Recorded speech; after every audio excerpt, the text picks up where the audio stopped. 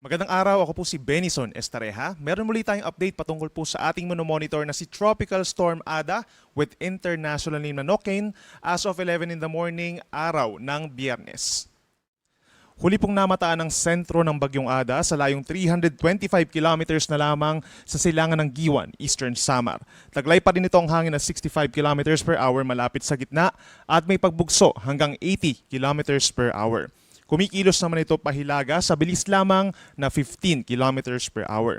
Base po sa ating latest animation, kung mapapansin po nila, mayroong mga makakapal na ulap associated po sa mga thunderstorms at mga heavy rains. Dito po sa timog na bahagi ng Kabikulan, dito rin po sa may Eastern Visayas, hilagang bahagi ng Negros and Cebu Islands as well as eastern portion ng Panay Island. Asahan po sa mga susunod na oras ang heavy to intense na mga pag-ulan at possible po na nagtataas na doon ng heavy rainfall warnings. Dito naman sa bahagi ng Mindanao, meron din po mga pag-ulan associated sa Bagyong Ada. Kabilang na dyan, itong Surigao del Norte, Dinagat Islands, Agusan del Norte, hanggang dito sa may Camiguin and Misamis Oriental. Meron din po minsang malalakas na mga pag-ulan sa mga susunod na oras. Ilang bahagi naman ng Luzon, dito sa may northern and central portions, andyan pa rin ang malamig na amihan or northeast monsoon na siya nagdadala lamang po ng mga mahihinang ulan, minsang katamtamang ulan dito sa may Cagayan Valley and Cordillera region as well as lalawigan ng Aurora. Habang ang natitirang bahagi ng Luzon kabilang ang Metro Manila, meron lamang mga isolated light rains or pulupulong mga pag-ambon. The rest of Mindanao, partly cloudy to cloudy skies din at may tsansa lamang po ng saglitang ulan at mga thunderstorms. Base sa ating latest satellite animation, meron din po tayong nakikitang linya. Ito yung tinatawag natin na shear line kung saan nagtatagpo ang malamig na amihan at mainit na easterlies pero offshore po ito o hindi pa ito nakakaapekto sa ating kalupaan. Nandito lamang siya sa may Philippine Sea habang wala naman tayong nakikita ang panibagong low pressure area na mabubuo bilang bagyo sa susunod na 3 hanggang 4 na araw. Base po sa pinakahuling track ng Pag-asa, kikilos po ngayon at bukas ang Tropical Storm Ada pa-northwestward or pahilagang kanluran. So ibig sabihin magkakaroon pa rin po ito ng close approach or paglapit dito po sa may Northern Samar and Eastern Samar as well as Catanduanes. Mananatili pa rin po ito sa susunod na 2 hanggang 3 araw as a tropical storm, so minimum of around 65 kilometers per hour na taglay ng hangin. Nakikita natin pagsapit po sa araw ng Lunes, nasa may silangan na po ito ng Camarines Norte at nagiging mabagal ang pagkilos. Isa sa mga factor nga yung paglihis or yung pag-recurve from moving northwestward, pagsapit po ng Lunes or late Sunday, ito po ay kikilos pa northeastward. Isa sa mga factor po ay yung presence by that time ng anticyclone or high pressure area dito po sa may Indochina at West Philippine Sea. So kapag meron tayong high pressure area, ang tendency ng mga bagyo ay lumayo doon sa high pressure area na yon. Pagsapit naman po ng Lunes hanggang Martes, inaasahan yung paglakas ng high pressure area naman dito sa may hilaga ng bansa. Ito yung magti-trigger po ng panibagong surge ng northeast monsoon or amihan. So apart from that high pressure area sa may Indochina, magkakaroon ng high pressure area later on dun sa may hilaga ng bansa. Yun naman yung magkikilos or yung mag-dictate po sa pagbaba or pag southeastward movement nitong si Bagyong Ada pagsapit po ng Tuesday. And apart from that, dahil malamig ang amihan, magkakaroon po ng cold surge na maaaring mag-trigger ng paghina ng bagyo from tropical storm into a tropical depression. So within the next 5 days, mananatili pa rin po sa loob ng ating area of responsibility itong si Bagyong Ada at meron tayong senaryo na sa kalagitnaan po ng susunod na linggo, humina na lamang ito into a tropical depression and eventually as a low pressure area habang nasa loob ng ating PAR. However, kung mapapansin po nila, nagiging mabagal nga yung pagkilos nitong si Bagyong Ada sa mga susunod na araw. So kapag bumabagal ang bagyo, nabababad din po sa mga pag-ulan itong mga pinakamalapit sa bagyo kabilang na po ang Bicol Region at Samar Island. So laging tumutok sa ating mga updates dahil itong nakikita po natin na forecast cone of probability or yung tinatawag na ngayon na cone of confidence, malawak pa. Ibig sabihin kapag malawak yung cone of confidence, mataas din po yung chance na nagbabago pa yung ating mga track, no? At typical din yung ganitong malaking forecast cone of probability kapag tropical depression or mahinang bagyo lamang po or tropical storm, kagaya nitong si Tropical Storm Ada.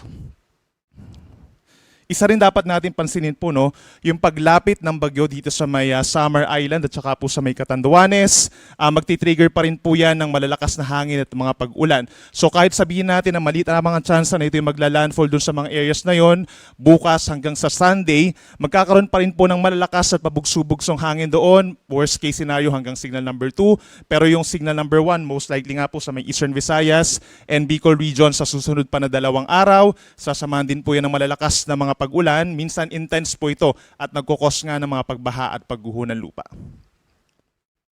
Kaya naman sa ngayon, meron po tayong tropical cyclone wind signal number 1 or malalakas sa hangin ngayon hanggang bukas. Dito po sa may silangang parte pa rin ng ating bansa sa 14 na lugar, kabilang ng eastern portion ng Camarines Norte, Camarines Sur, Catanduanes, Albay at Sorsogon.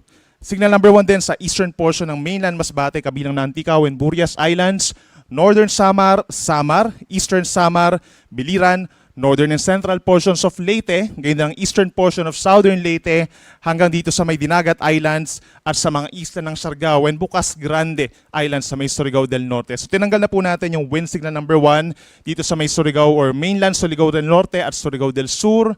Magpapatuloy pa rin po itong babala bilang isa sa malaking bahagi po ng Eastern Visayas and Bicol region. Pero habang lumalapit yung bagyo dun sa ating kalupaan, based po dun sa ating previous track, hindi rin natin inaalis yung chance na mamayang hapon or gabi magtataas din tayo ng wind signal number 2 sa bahagi po ng Samar Island, and later on by tomorrow, posible rin ang signal number 2 sa easternmost sides ng Bicol region. Bukod po dun sa nararamdaman ng ating mga kababayan doon na malalakas na hangin, meron ding mararamdaman po ng mga pabugso-bugsong hangin over the rest of Luzon and Visayas and some parts actually of Mindanao. No? Sa susunod na mga araw, yan po ay dahil naman dun sa outer bands o yung ilabas na parte po nitong si Bagyong Ada plus yung northeast monsoon or hanging amihan. So asahan po ngayong araw, mahangin pa rin po dito sa may Batanes, Babuyan Islands, Ilocos Norte, Aurora and Quezon. May kalamigan din po at presko ang hangin dulot ng amihan.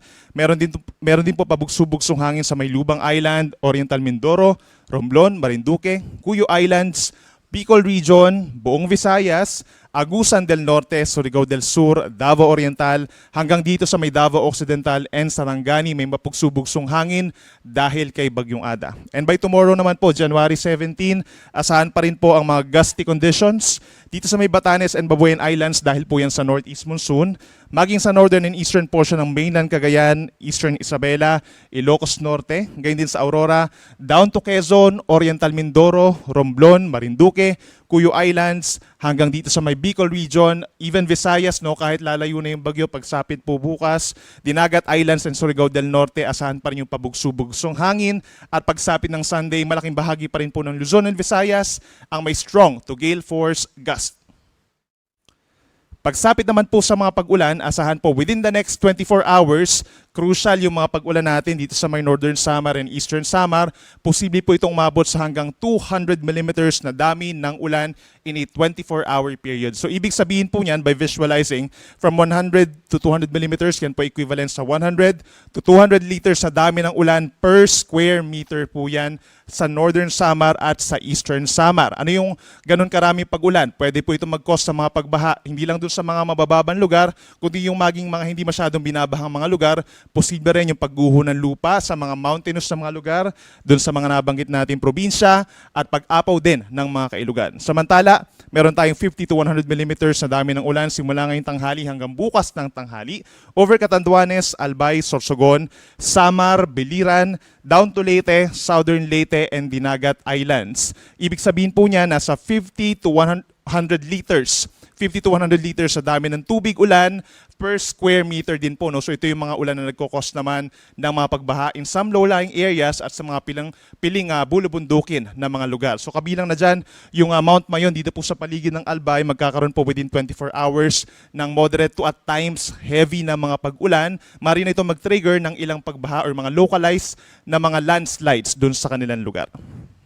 Asahan din po, within the next 24 hours or within the day, magkakaroon din po na mataas na tsansa ng ulan sa natitirang bahagi ng Kabikulan, scattered po, kalat-kalat ng mga light to moderate rains, maging sa natitirang bahagi ng Visayas, Northern Mindanao, natitirang bahagi ng Caraga Region at sa Zamboanga del Norte.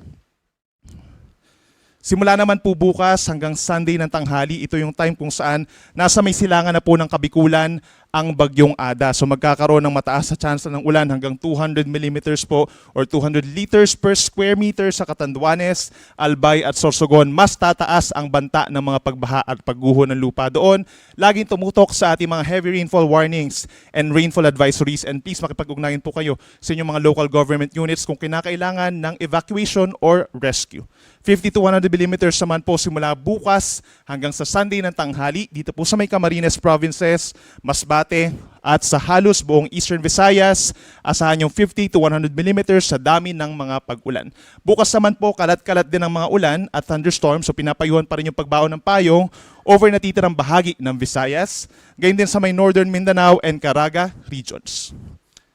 At pagsapit naman po ng Sunday ng tanghali hanggang Monday ng tanghali, ito yung time kung saan nagkakaroon nga ng pag-recurve or paglayo pa sa ating kalupaan yung bagyong Ada. So itong Camarines Norte, Camarines Sur, and Catanduanes, posible pa rin makaranas ng hanggang 100 millimeters sa dami ng ulan, habang natitirang bahagi ng Bicol Region and Quezon, kalat-kalat ang mga ulan.